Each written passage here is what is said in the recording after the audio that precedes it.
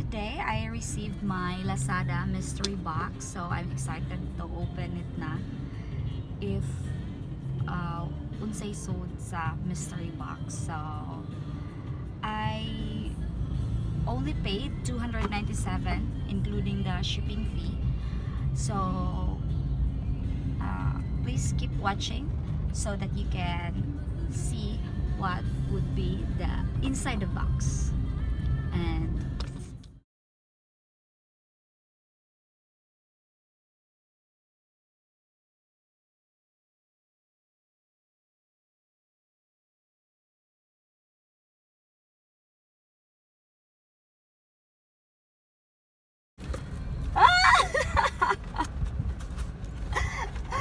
charan! Portable gamepad, earphones. This one! Liberating hands and OTG.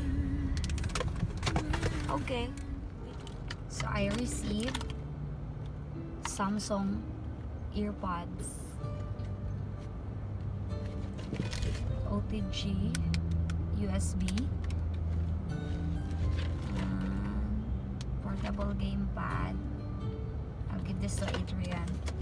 And this liberating hands, which is I use now here.